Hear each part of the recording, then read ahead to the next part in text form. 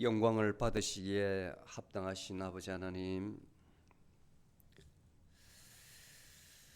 만신 위에 뛰어나신 여호와 아버지 하나님의 그 이름을 찬양합니다.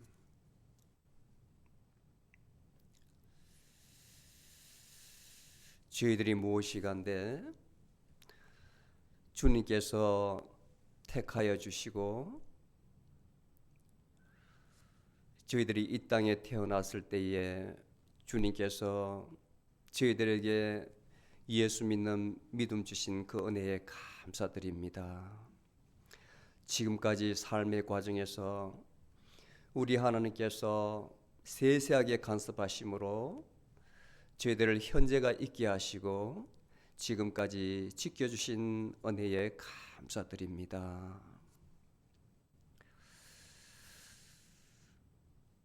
성스러운 주일 아침, 많은 사람들이 세상으로 그 마음과 눈을 향할 때에 참으로 저희들 사랑하심으로 심령을 붙들어 주셔서 하나님의 아름다운 성전으로 불러주셔서 감사합니다.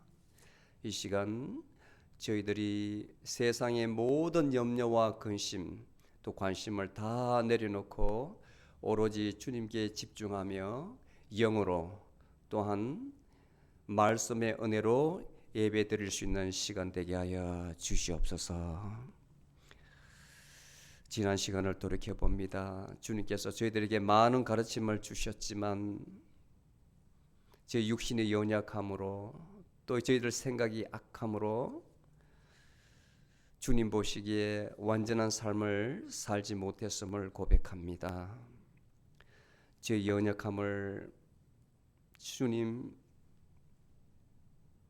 꾸짖어 주시고 이제는 이 시간 새롭게 말씀을 들을 때에 저 영육간의 강건함을 주심으로 새롭게 시작할 수 있도록 주님께서 힘 주시옵소서. 말씀으로 세워지게 하여 주시옵소서. 참으로 은혜 받는 시간 되게 하여 주시옵소서. 저희 가운데에 육신이 연약한 자 있습니다. 저희들이 회개하고 참으로 진정한 마음으로 기도하면 하늘에 계신 우리 하나님께서 다 들으시고 그 병을 고쳐준다고 하셨으니 주님 저희 기도를 들으시고 연약한 육신을 회복시켜 주시옵소서. 강건하게 하여 주시옵소서. 아버지 하나님, 또한 심령이 상한 자가 있습니다. 저희들 살아오면서 참으로 그 상처받은 영혼, 그 상처의 가시가 바뀌어서 마음이 아픈 영혼이 있습니다. 주님께서 그 모든 것을 아시고 심지어 해결책까지 다 아시는 우리 주님이십니다. 주님 앞에 모든 것을 내려놓고 회개하고 기도함으로 또한 말씀으로 다 고침받는 저희들 다 되게 하여 주시옵소서. 저희 교회를 위해서 기도합니다. 주님, 참으로 작은 자가 현재 모여서 기도하고 있습니다. 예배를 드리고 있습니다. 하나님께서 저희 예배를 들으시고 또한 이 교회를 사랑하셔서 주의 많은 불신자들, 아직까지도 예수 그리스도를 모르는 많은 무리들에게 주님께서 그 영혼을 마음의 문을 열어주셔서 이 교회에서 함께 찬양하며 예배 드리게 하여 주시옵소서. 또한 저희들도 지혜 주시고 용기를 주셔서 믿지 않는 자들, 아직까지 의심하는 무리들에게 담대히 다가가서 그들에게 복음을 전가할 수 있는 저희들 다 되게 하여 주시옵소서. 그리하여 저희 교회를 통해서 하나님의 기쁘신 뜻을 꼭 이루게 하여 주시옵소서. 부족한 종이 말씀을 전합니다. 저희 입술은 가려주시고 오로지 성령 하나님께서 저희 입술을 통해서 하나님의 뜻을 하나님께서 선포하시고자 하는 말씀을 전하시옵소서. 예배의 시작과 끝을 주님께 의지합니다. 주님 홀로 영광 받아 주시옵소서. 감사드리옵고 거룩하신 예수 그리스도 이름 받들어 기도드리옵나이다. 아멘.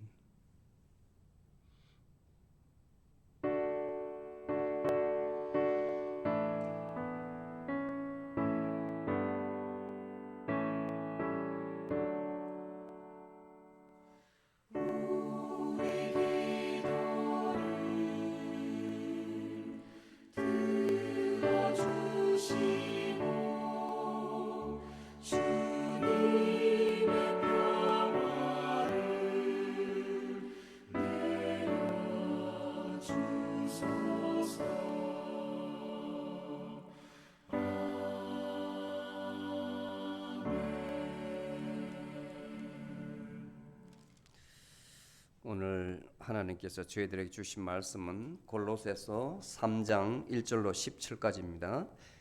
골로새서 3장 1절로 17절까지 중간에 생략하고 한 5절까지 있다가 끝부분으로 다가가겠습니다. 그러므로 너희가 그리스도와 함께 살리심을 받았으면 위의 것들을 찾아라. 거기에는 그리스도가 하나님 우편에 앉아 계시느니라. 위의 것들을 생각하고 땅의 것들을 생각하지 말라. 이는 너희가 죽었고 너희 생명이 그리스도와 함께 하나님 안에 감춰져 있음이니 우리의 생명이신 그리스도께서 나타나실 때에 너희도 그와 함께 영광 중에 나타나리라.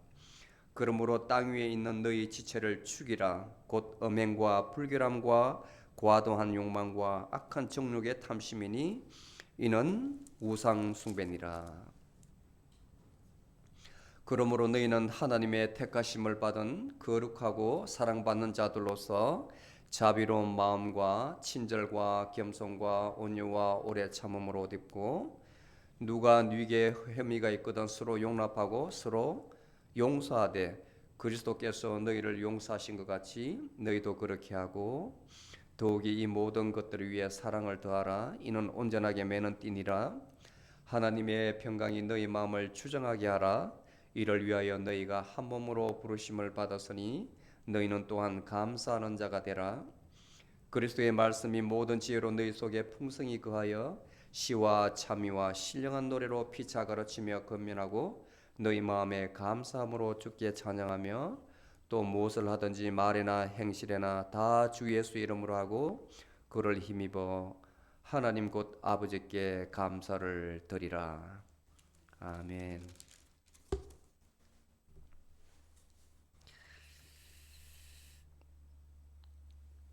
여러분들 생각에 생각이라는 거 있지 않습니까? 지금 현재도 여러분들 머릿속에 생각을 하고 있는데 그 생각이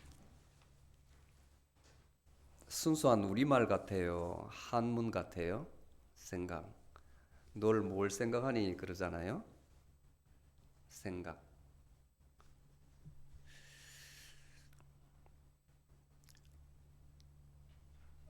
많은 사람들이 생각 같으면 한문 같은데 순수한 우리말이에요. 순수한 우리말. 이 생각이 사실은 우리 인생들을 괴롭게 하는 겁니다. 왜냐하면 생각은 망상이거든요. 망상. 옳지 않은 것이거든요. 불필요한 것을 대부분 여러분들이 기억을 한번 이렇게 더듬어 보세요. 현재를 세워놓고 자기가 여태까지 많은 것을 생각했지만 그 많은 것을 기억을 못 하는데 자기에게 임팩트가 온 것은 기억이 나거든요. 근데 그 생각 중에 맞는 생각도 있지만 그 판단이 맞지 않는 허상도 참 많았을 거예요. 어떤 일이 있다면 자기가 지레짐작해가지고 생각을 많이 일으켰는데 나중에 보면 아니거든요. 그래서 망상이라 그러는 거예요. 망상. 근데 하나님께서 인간들에게 왜 이런 벌을 주셨을까 저는 생각을 해요. 벌을 주셨을까? 생각이 없다면 그 안에 있는 진실된 내용이 나오는데 사실은 우리 안에 있는 예수님과 세상에 있는 것과 또는 타인과 단절시키는 게 바로 이 생각이에요. 생각. 있는 그대로 모든 사람을 하나로 다 엮을 수가 있는데 그것을 방해하는 게 나의 생각이거든요. 굉장히 위험해 이 생각이. 생각으로서 사람을 죽일 수도 있고 생각으로 인해서 사람을 기쁘게 할 수가 있고 살릴 수도 있고 인류에 많은 이득도 주지만 좋게 개발하면 이득도 주지만 해악도 상당히 많아요. 그래서 철학에서는 이것을 생각을 사유라 그럽니다. 사유. 생각 사자. 생각할 유자 사유라고 이야기합니다. 굉장히 중요하죠. 이 사색이라는 것은 예를 들어서 철학자가 깊은 보통 사람보다 한 차원 위에 있는 사람이 생각하면 인류에 많은 도움을 줄 수가 있어요. 예를 들어 소크라테스와 같은 사람은 2400년 전에 그 사람이 정치인이고 철학자고 또 군인이었어요. 전쟁터에 나갔는데 그 화살이 막 이렇게 저기 이제 쏘면 날아오는데도 이 생각에 빠지면 그 전장에서 가만히 서 있대요. 무서워서 막 도망가는데 혼자 서 있대요. 거기서 아이디어를 얻어가지고 인간이면 어떻게 살아야 되는 게 에식이라는 것, 윤리학이라는 것, 그 다음에 영혼에 가는 것 등등 당시로서는 상상도 못한 많은 것을 아이디어를 내가지고 기록을 해놔고 제자들한테 물려줬거든요. 그 사상을 플라톤이 물려받았어요. 그 다음에 과학자 중에서도 보통 사람 같으면 그냥 지나갈 일입니다. 근데 뉴턴 같은 사람은 그 당시 영국에 그 역병이 와가지고 많은 인구가 죽었어요. 그래서 당시에 그 케임브리지 대학에 다니고 있었는데 학교 문을 닫아가지고 집으로 다 돌아가라 했어요. 그 집에 와가지고 사과나무 밑에 가만히 이렇게 앉아있어요. 멍청하니 앉아있는데 머리에 사과가 툭 떨어져요. 보통 사람은 뭐 떨어졌구나 이렇게 생각할 거 아니에요. 근데 이 사람은 깊은 생각에 왜 사과는 옆으로 날아가지 않고 위로 가지 않고 왜 밑으로 떨어질까 위에서 생뚱하지 않아요? 당연히 밑으로 떨어지잖아요. 거기에 대해서 깊이 사색을 해서 만유인력이라는 중력이라는 걸 이 사람이 수학적으로 증명했잖아요. 이것 때문에 지금 우리가 인공위성도 띄울 수가 있고 비행기도 날릴 수 있거든요. 이 사람 하나의 생각이 그 많은 사람 중에 왜 이 사람한테만 그 생각이 들어갔을까요? 그렇잖아요. 성경에도 마찬가지예요. 성경에도 그 모세 같은 사람 이집트 그 백성을 200만이나 되는 인구를 애굽에서 인도할 때에 이제 120살이 되어 가지고 하나님한테 벌을 받아서 요단강을 건너지 못하고 너볼산에서 가나안 땅을 보면서 깊은 사색에 잠겼습니다. 본인은 비록 적과 꿀이 흐르는 땅에 들어가지 못하지만 이제 내 민족이 저 땅에서 잘 살 걸 생각하니까 얼마나 벅찬지 몰라요. 근데 신명기 34장에 보면 120살이 되었는데 눈도 아주 밝고 기력도 아주 셌다 그랬어요. 약한 것이 아니고. 그런데 하나님께서는 완전한 분이시기 때문에 모세가 한 번 불순종한 그 벌을 받아야 됐기 때문에 죽어야 됐어요. 그런데 과거 120년 동안 자기가 살아온 것 그리고 80세에 이집트 백성을 소명을 받아가지고 이집트에서 자기 백성을 40년 동안 광야에서 인도에서 120살이 되었을 때에 생각해 보니까 감개 그 하나님 은혜가 너무 깊은 거예요. 그래서 기록한 게 모세오경입니다. 성경이에요. 성경. 다 기억. 성령이 아니면 도저히 지금 우리 기록으로 남을 수 없는 것이거든. 성령이 아니면 인간의 힘으로는 여러분들 몇 년 전 일만 해도 가물가물하잖아요.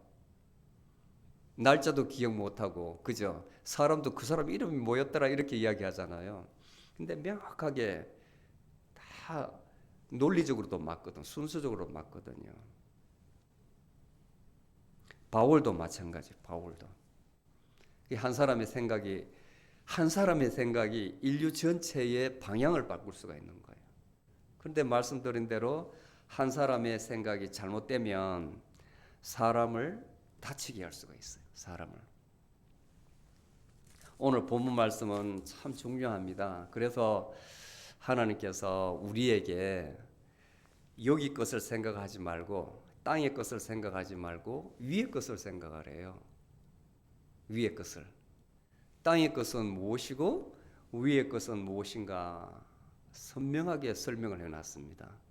여러분들 오늘 말씀을 가슴에 새기고 내가 어떻게 살아왔는가 앞으로 남은 생애를 내가 어떻게 살아야 되는가 지침을 삼으시기 바랍니다. 아멘. 자, 저 그림을 보세요. 라파엘로라는 르네상스 시대에 아주 유명한 화가가 있었습니다. 그 화가가 그린 그림인데 아테네 학당이라는 그림이에요. 아주 유명한 그림이에요. 저기 보면 가운데 두 사람이 보이죠? 보여요? 거기 한 사람 손은 어디에 가 있습니까? 한 사람 손은? 손가락이? 아주 유명해요. 한 사람 손가락 어디에 가 있어요? 위로 가 있죠? 예, 우리 사모님은 딱 아네요. 한 사람 손은 어디가 있어요? 그 옆에 손을 이렇게 뻗치고 있는 사람은 플라톤이에요. 그 다음에 밑으로 이렇게 가 있는 사람은 아리스토텔레스예요. 저 그림이 의미하는 바가 굉장히 큽니다. 지금까지도 우리 인류의 이 정신문화 철학에 끼치는 영향이 커요. 플라톤은 위의 것을 생각하거든요. 이원론적 사고방식을 가진 사람입니다. 뭐냐면 천상에 있는 보이지 않는 것은 선한 것이고 이 땅에 있는 것은 악하다고 보는 거예요. 이원론적인 사고방식을 가졌어요. 그런데 그 옆에 파란색 망토를 걸치고 있는 사람이 바로 플라톤의 제자예요. 플라톤은 소크라테스의 제자고 저 사람은 오로지 하늘에 있는 것은 허상이고 보이지 않으니까 진실이 아니고 우리 현상의 눈에 보는 이 개체 하나하나가 이 아이덴티티가 사실이라고 보는 거예요. 땅의 것을 중시하는 사람이에요. 그래서 저 사람 사상을 받아들인 사람이 바로 아랍 문명권이에요. 아랍 문명권. 그래서 아랍에서 수학, 과학이 발전했습니다. 그리고 십자군 전쟁 때에 그 사상들이 아리스토텔레스 사상들이 유럽으로 건너온 거예요. 유럽으로. 그래서 지금 과학 기술 문명이 발달하는 거거든요. 서로 장단점이 있습니다. 장단점이. 오늘 이 본문과 관련해 가지고 극명하게 벌어지는 거예요. 극명하게 저 사상이 어떻게 우리 인류에게 영향을 미치는가 극명하게 드러나는 거예요. 자, 첫 번째 성경에 보면 땅에 있는 것. 자, 우리의 생각은 두 가지거든요. 사람의 생각은 성경에는 위에 있는 것, 땅에 있는 것 이렇게 구분해 놨는데 그 사이에는 엄청나게 많은 어떤 내용이 있습니다. 이 간단한 카테고리 범위에는 엄청나게 많은 거 있어요. 그래서 너희들은 딱 명시적으로 선언적으로 데클러레이션 해놨어요. 위의 것들을 찾아라 이렇게 해놓고 이제 전개가 돼요. 위의 것을. 그런데 저는 땅의 것을 먼저 말해드리고 그 다음에 위의 것이 어떤가 이렇게 결론을 지을 거예요. 땅의 것은 뭐냐 보면 5절에 보면 5절부터 쭉 9절까지 설명이 되어 있는데 땅 위에 있는 것은 뭐냐면 엄행과 불결함과 과도함과 욕망과 정욕, 탐심 그리고 불순종 그리고 노용, 분노, 악의, 회방, 더러운 말 등등 나오는데 쉽게 말하면 desire, 탐, 그 다음에 분노, 그 다음에 ignorance, 무지 이 세 가지예요. 세 가지. 이걸 three poisons, poison, 독이라 그래요. 독. 이 모든 말이 있지만 이 세 가지에 다 이 카테고리에 다 녹아 들어가 있어요. 첫 번째 탐하는 게 뭐냐면 집착하는 겁니다. 집착하는 것. 애착을 가르는 것. 어떤 사랑한다는 것, 그 의미로는 좋지만 지나치면 정으로 바뀌거든요. 상대방이 나의 마음을 받아주지 못하면 미움으로 바뀌어요. 그러니까 얼마나 사랑과 그 정오가 백지한장 차이에요. 그 경계선을 누가 아나요? 그 사람의 마음을 어떻게 알아서 저 사람이 나를 얼마만큼 사랑하는데 내가 어떻게 알아서 그걸 받아줍니까? 모르잖아요, 사람 마음을. 그런데 일방적으로 원사이드하게 혼자 막 과도하게 짝사랑을 해가지고 상대방은 관심도 없는데 문제가 되잖아요. 이게 과도한 집착이 바로 고통의 원인이다. 고통의 원인. 그래서 지금부터 1500년 전에 글레고리 1세라는 그 교황이 있었습니다. 1500년 전에 이 사람이 칠종, 칠죄종, 그러니까 7가지 죄인데 마루종자 가장 모든 고통과 그다음 지옥에 가는 원인이 되는 죄를 갖다가 성경적으로 다 발췌를 해가지고 지금 현재 가톨릭 교리가 되어 있어요. 그 중에 6번째가 탐욕이에요. 탐욕.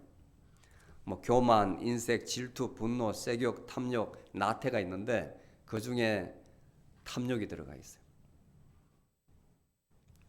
탐욕이 과한 사람은 지옥에 가는데 어떤 지옥에 가냐면 쥐하고 뱀, 파리 팍실팍실한데 거기 가서 그 욕심이 많으니까 쥐, 뱀, 파리를 계속 먹게 한다는 거예요. 가톨릭에서 그렇게 가르쳐 지금도. 너는 모든 것을 다 가지기를 원하니까 지옥에 와서는 이것도 먹으라면서 계속 준다는 거예요. 여러분들 좋아하는 거예요? 쥐가? 뱀도 좋아해요? 파리도 좋아해요? 다 싫어하는 거잖아요. 근데 탐욕의 그 뿌리는 뭐냐면 돈과 권력입니다. 둘 다 사람이 못 태어나는 거예요. 그 성경에서 예수님께서 디모데전서 6장 10절에 보면 돈을 사랑함이 일만 악의 뿌리다 그랬습니다. 돈을 사랑함이 일만 악의 뿌리다. 이것을 사모하는 자는 미혹을 받아서 하나님께 반드시 떠나게 돼 있다는 거예요. 마음이. 그 마음 속에 하나님과 매몬, 이 돈을 두 마음을 같이 놓을 수가 없거든요. 하나만 놓아야 되는데 여기를 사모하면 하나님께 반드시 떨어진다 그랬거든요. 그래서 돈을 사랑하람이 일만 악의 뿌리가 된다. 그 다음에 두 번째는 권력이에요. 왜 그러냐면 모든 사람이 자기 앞에 머리를 숙이거든. 혜택을 받으려고, 뭘 받으려고. 왜 저는 이 국가라는 기관에 대해서 요즘 이제 생각을 많이 해요. 왜 옛날 300년 전에 토마스 홉스라는 사람이 국가론을 지었을 때에 국가는 이렇게 존재해야 되고 지배자가 있어야 되고 그 다음에 그 지배자는 이런 사람이 돼야 된다. 마키아벨리도 마찬가지 그렇게 했을까? 모순이 많아요.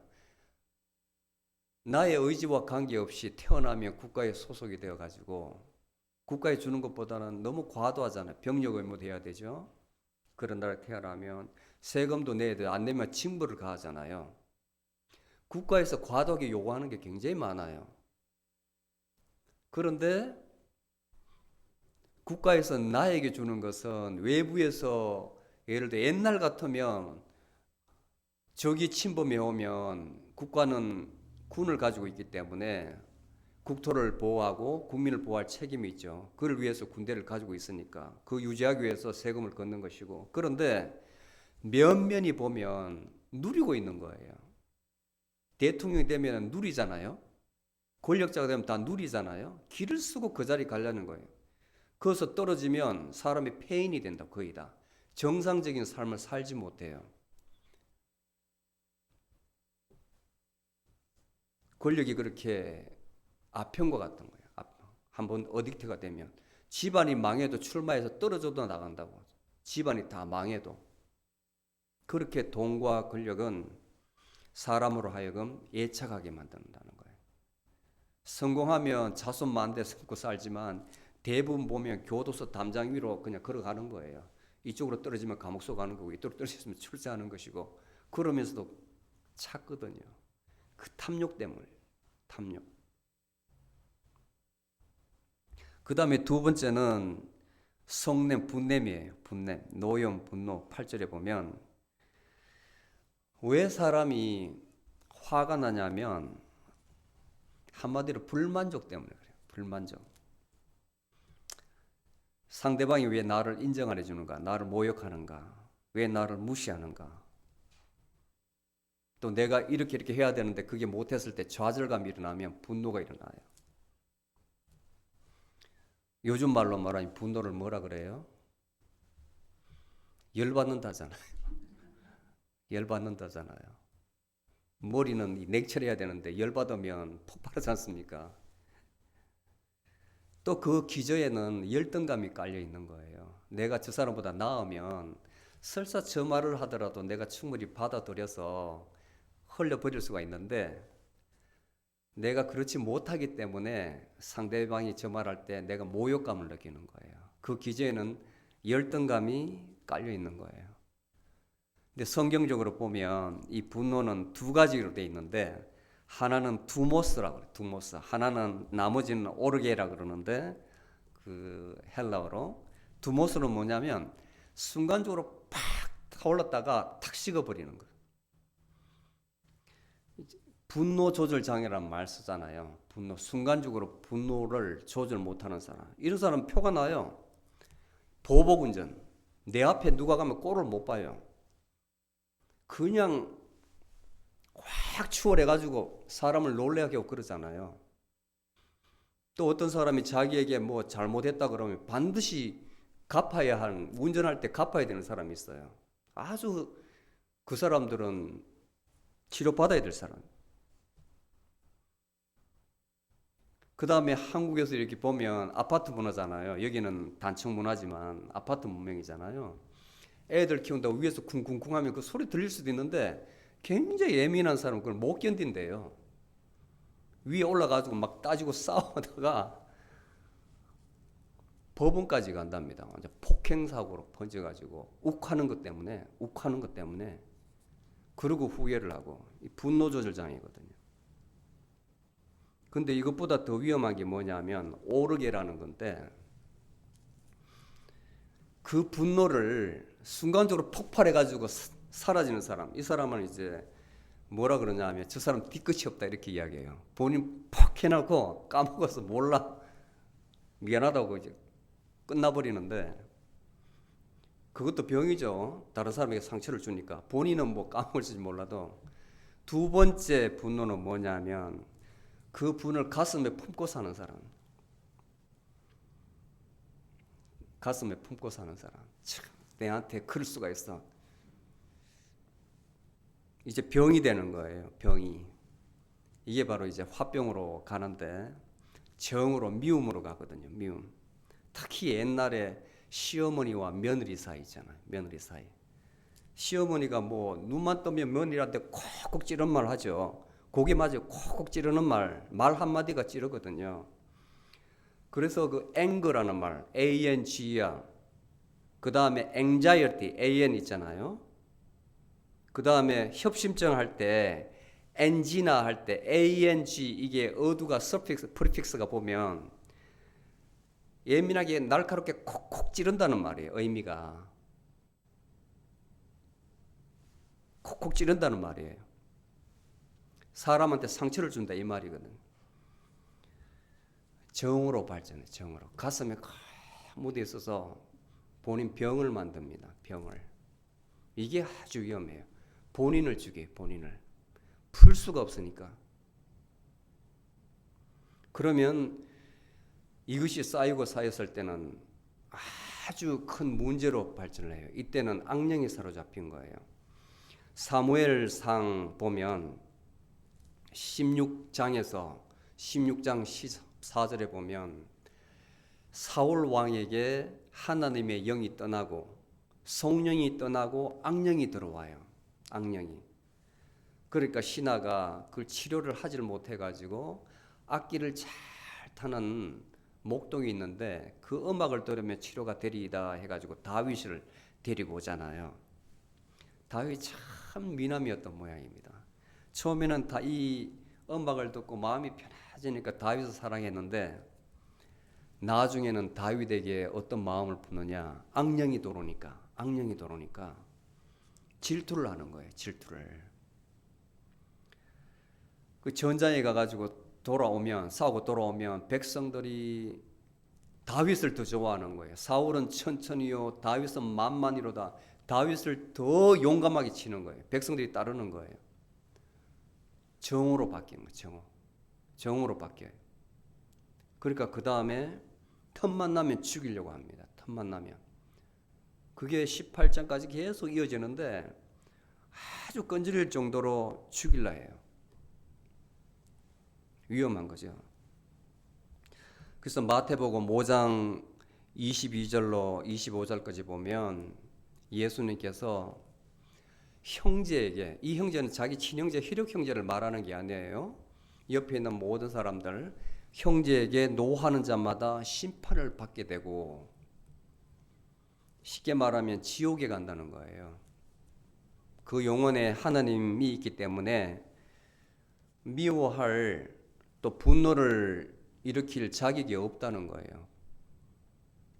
그리고 너희들이 제단에 제물을 바칠 때에 형제에게 분한 마음이 있고 죄를 지었다면 놓고 돌아가서 화해를 하고 돌아와서 제물을 바쳐라, 이렇게 이야기를 합니다. 다른 사람에게 화낼 권리가 없다는 거예요.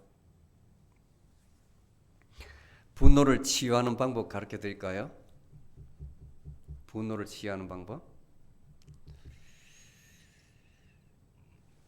여기 여러 가지 세상적인 방법도 있어요. 제가 이 사람이 이제 찾아보니까 듀크대 현재 의대에 정신과 교수로 있는 분이 보니까 레더포드 윌리엄스라는 교수는 그 책을 냈어요. 책을 Anger Kills라는, 그러니까 분노를 죽이는 것. 책 제목이 재밌죠. 그래서 17 Strategies for Controlling the Hostility That Can Harm Your Health. 결국은 이 분노는 너의 건강을 해치는 거다. 근데 그것을 통제할 수 있는, 컨트롤할 수 있는 17개 방법을 그 책에 제시를 했어요. 보니까 쭉 있는데 관심 가는 것이 사회봉사활동, 그 다음에 용서하는 것, 좋은 친구 사귀는 것, 그 다음에 신앙생활 잘 하는 것, 애완동물 키우는 것, 이렇게 있어요. 종교생활 잘 하는 것. 지금 여러분들 신앙생활 하는 것도 제대로 한다면 분노를 죽일 수 있는 방법입니다. 분노를 죽일 수 있는 방법. 실제로 지금부터 40년 전에 미국의 여기 조지아주 클레이턴 카운티에서 일어난 일이에요. 켈빈 존슨이라는 흑인 남자가 있었는데 20대였답니다. 20대 그 당시. 그런데 백인 여자를 성폭행했다는 걸로 현장에서 잡혀가지고 본인이 아무리 알리바이를 제시하고 그 자리에 없었다. 그 다음에 주변의 윈니스, 이 흑인 여성들이 증거를 해도 배심원단이 9명 중에 8명이 백인이어가지고 받아들여지질 않았대요. 그래서 무기징역을 선고받은 거예요. 무기징역. 이 사람이 얼마나, 자기는 그러지 않았는데 무기징역을 선고받았으니까 화가 나겠습니까? 근데 들어가면서 성경책을 가져갔대요. 성경책을. 16년 후에 진범이 잡혀가지고, DNA 일치하는 진범이 잡혀가지고 법원에 갔는데 무죄를 선고받은 거예요. 그 기자들이 물었습니다. 당신이 감옥에 있으면서 어떠한 생각을 했느냐, 어떻게 이 상황을 참을 수 있었냐, 이렇게 질문을 하니까 바로 아까 제가 말씀드린 형제에게 노하는 자마다 심판을 받게 되고 하나님 말씀으로 내가 달램을 받았다. 그 말씀을 계속 주여로 묵상하고 이 말씀 때문에 내가 견딜 수 있었다. 나한테 지금 급한 것은 그 사람을 미워하는 것이 아니라 당장 직장을 구해야 되는 것이다. 이렇게 이야기했대요. 그 사람을 미워하는 것이 아니라 이제 먹고 살아야 될 직장을 구해야 되는 것이 당면과제다 이야기했대요.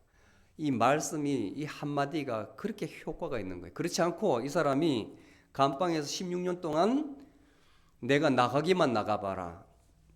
완전히 나를 판결한 그 저지, 판사를 죽여버리고 배심원들 다 찾아가서 내가 죽여버리고 나도 죽는다. 그런 마음 먹어보세요. 진짜 생각을 하면 옮겨지거든요. 행동으로. 어떻게 실제로 그런 사람이 있어요.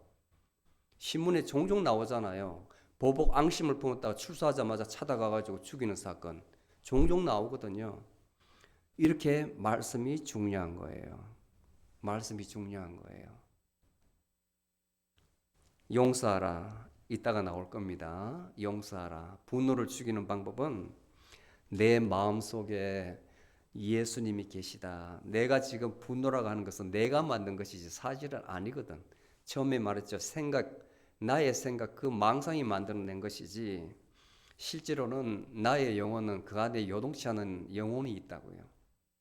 그래서 이 말씀은 하나님이기 때문에 말씀 속에서 치유함을 받아야 돼요. 말씀 속 어떠한 정신과 의사를 찾아간다든지 카운셀을 찾아가든지 그거는 일시적인 겁니다. 근원적으로 치유할 수가 없어요. 안 되면 약을 주거든.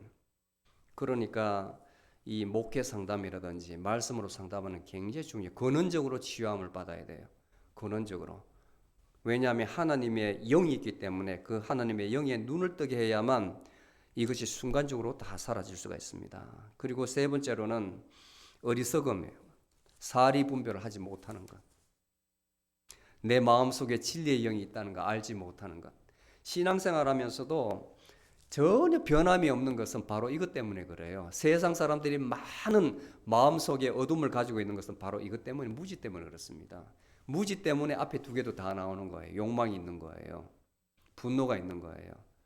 내 마음속에 나의 주인공인 예수 그리스도의 영, 하나님의 영이 있다고 한다면 그렇지 않거든. 모르고 살아가요. 내가 주인공인 줄 알고 내 생각하는 내가 주인공인 줄 알고 살아가기 때문에 매일매일 일상이 힘든 겁니다. 매일매일 일상이. 기쁜 일이 없는 거예요. 기쁜 일이 오더라도 자기가 또 왜곡해가지고 받아들여요. 부정적인 사람 있잖아요. 말마다 굉장히 부정 사람이 있거든요. 뭐 내 복에 그런 게 오겠냐 이러고 자기 스스로 막 망가뜨리는 사람이 있어요. 얼마나 그 안에 있는 성령님이 울겠습니까? 그래서 고린도전서 3장 16절에 보면 너희가 하나님의 성전인 것과 성령이 너희 안에 거하시는 것을 알지 못하느냐. 우리 마음속에 진짜 우리가 있다는 거예요. 이 삼독이 바로 이 세 가지 악함이 땅에 있는 거예요. 땅에 있는 거. 땅에 있는 거. 가만히 생각해 봐요. 이것 때문에 땅에 일어난 일들은 여기에 다 엮여 있다고요. 모든 것이. 모든 것이. 이걸 위해서 죽을 고생하면서 살아가고 있는 겁니다. 그 다음 위의 것. 오늘 시작하면서 위의 것들을 찾으라. 그 이유는 거기에 하나님이 그리스도가 계시기 때문에 그리스도께서 하나님 우편에 앉아 계시느니라. 위의 것을 찾으라 했는데 거기에는 그리스도께서 하나님 우편에 앉아 계시느니라. 위에 예수 그리스도께서 계시기 때문에 예수 그리스도를 찾으라는 거예요. 위의 것을 찾으라는 것은 예수 그리스도를 찾으라는 거예요. 다른 말로 하면 위의 것을 생각하라. 예수 그리스도를 생각하라는 거예요. 자, 거기에는 기본적으로 어떤 마음이 있냐면 12절에 보면 자비로움, 자비심이 있고 친절함이 있고 겸손함, 온유함, 오래 참음. 이걸 이제 오덕이라 하는데요. 오덕이라 하는데 우리 안에 있는 그 예수님의 마음은 이 기본이 깔려 있다는 거예요. 기본. 예전에 동양 철학에서 말하는 인의, 예지, 신이라는 이 5가지.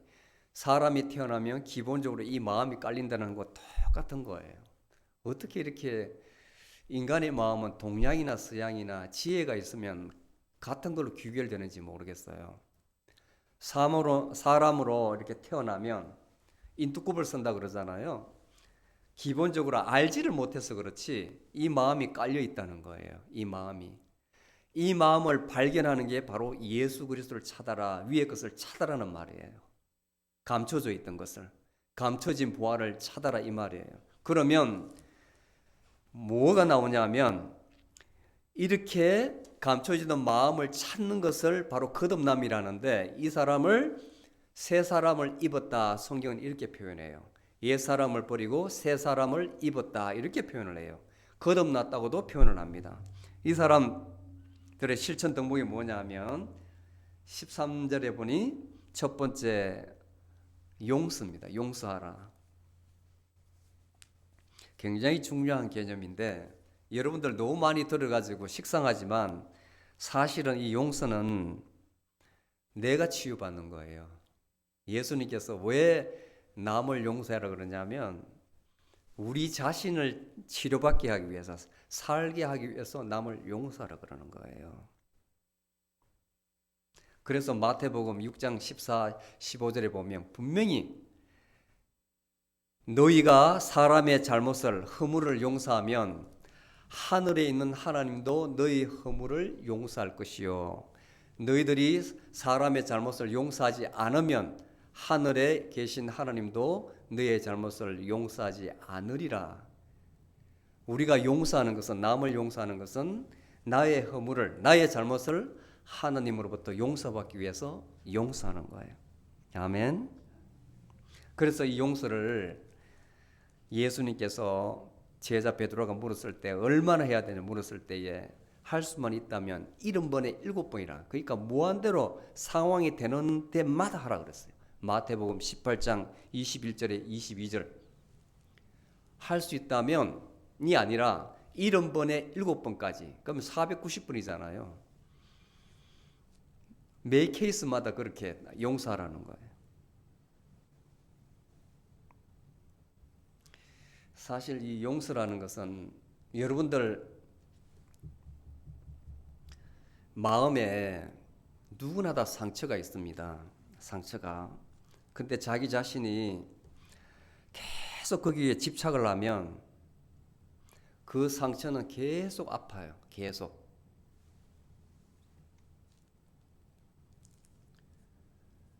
그런데 누구를 여러분들이 용서할 수 있다면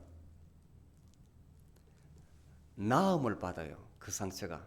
그리고 이 삶은 하나님이 주신 기회거든요.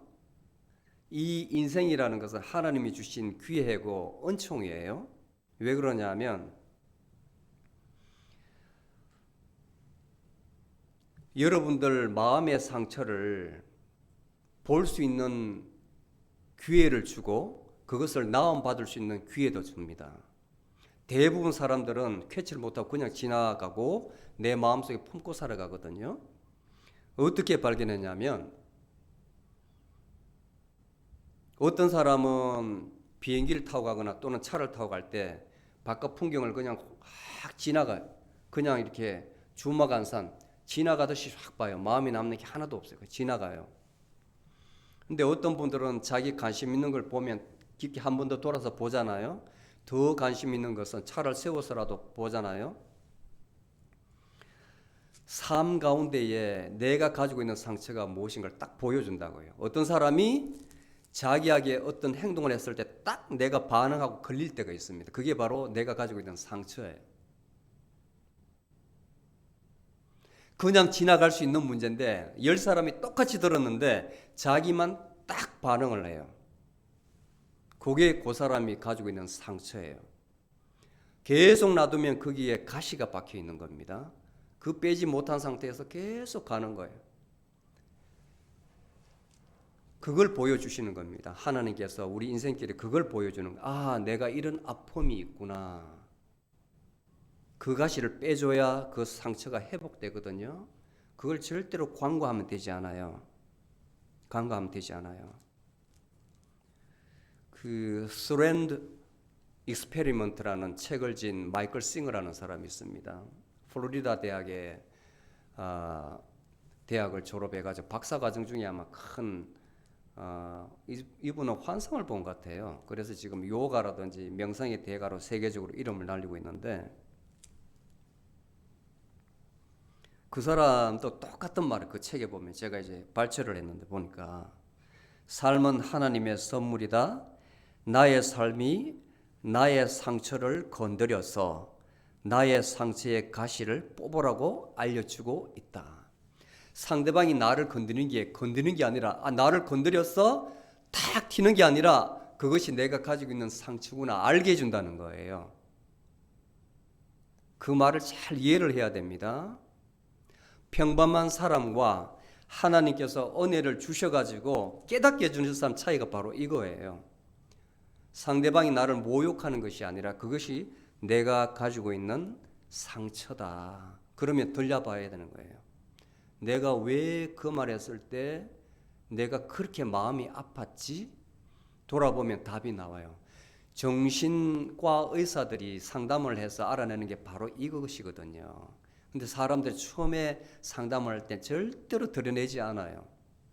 다 감춰버리고 그래서 그렇게 어려운 거예요. 안 되니까 약물을 줘버리는 거거든. 그걸 알고 있으면서 안 드러내요. 그러니까 그 사람은 계속 상처가 골마 있는 거예요. 다르게 표현하고 다르게 표현해서 아주 사람을 헷갈리게 한다고요. 상담을 하면 굉장히 어려워요. 근데 말썽이 이제 모순을 발견해서 이제 알아나가는 기술이 있는데 사람이 그렇게 어려운 동물입니다. 이 사람이.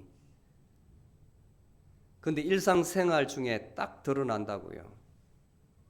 오늘 여러분들 이거 하나만 붙들었어요. 이 삶은 하나님께서 나에게 준 선물인데 나를 해하는 것이 아니라 나를 해하는 그것이 바로 내 안에 있는 상처임을 드러내게 하신다. 치유하게 해주신다. 그거 하나만 아세요. 그러면 남들이 무슨 말을 하거든 절대로 내가 상처받지 않아요. 나를 돌아보는 거예요. 그러면 앵거 문제도 다 해결이 돼요.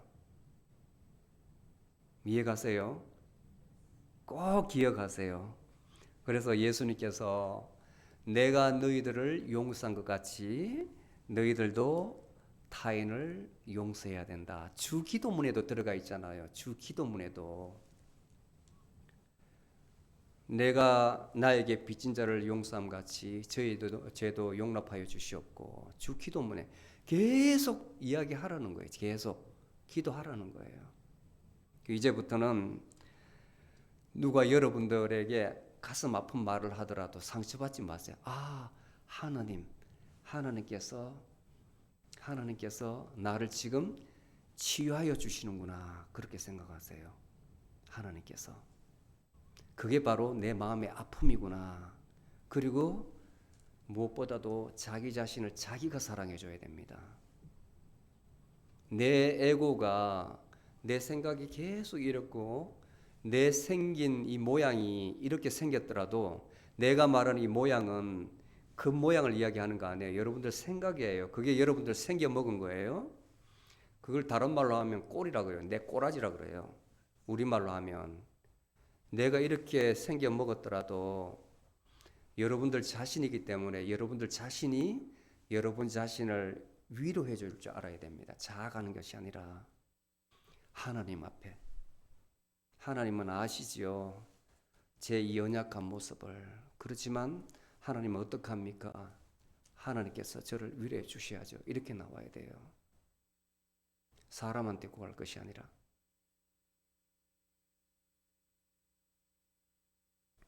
두 번째는 사랑입니다. 사랑하라고 나옵니다. 말할 필요가 없죠. 여러분들에게 모든 은혜가 그 은혜라는 것은 예언하는 은혜도 있고 성경에 대해서 많은 지식도 있고 산을 옮길 만한 믿음도 있고 또 남들에게 구제도 하고 자선도 하고 다 해도 이 사랑이 없다면 아무것도 아니라 nothing. 우리는 꽹과리라 그랬습니다. 고린도전서 13장 1절에 보면 사랑은 그야말로 베이스겠죠. 베이스. 이 사랑은 용서와 연결되어 있습니다. 여러분들 자신이 여러분들 자신을 용납하고 그 안에 예수님 자리에 들어가서 만났을 때에 예수님, 하나님은 바로 사랑이시거든요. 사랑이 나온다는 것은 내 마음속에 하나님이 있다는 겁니다. 하나님 보이지 않습니다. 그런데 그 하나님을 우리 몸을 통해서 드러내는 방법은 바로 사랑입니다. 사랑. 내가 차갑고 사랑이 없다면 하나님께서 가만히 침잠하고 계시는 거예요. 그런데 사람들을 보고 불쌍한 마음이 들고 도울 마음이 들고 공유로운 마음이 들고 하면 여러분들이 하는 게 아니라 하나님께서 이 순간에 하시는 거예요. 하나님께서 하시는 거예요.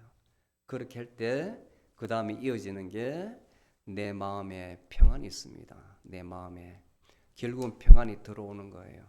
그 평안도 하나님이시거든요. 그리고 마지막에 따라오는 게 감사가 따라옵니다. 감사. 모든 일에 오늘 성경 마지막에 보면 무엇을 하든지 말에나 행실에나 다 주의 이름으로 하고 그를 힘입어 하나님 곧 아버지께 감사를 드려라. 이 모든 것이 다 연결되어 있습니다. 내가 그냥 아무런 의미 없이 감사합니다, 감사합니다가 아니라 내 마음 깊은 곳에서 from the bottom of my heart, 저 깊은 곳에서 예수님께서 말씀하시는, 예수님께서 하시는 그 감사가 내 입술로 나와야 돼요. 내 입술로. 그것을 바라시는 겁니다. 그게 바로 위에 있는 것을 생각할 때, 예수님을 생각할 때, 땅에는 오로지 탐, 성냄, 어리석음이지만 위에 있는 것을 생각할 때는 항상 용서함과 사람과 우리 마음속에 평안함 그리고 감사의 생활입니다. 위의 것을 생각하십시오. 아멘.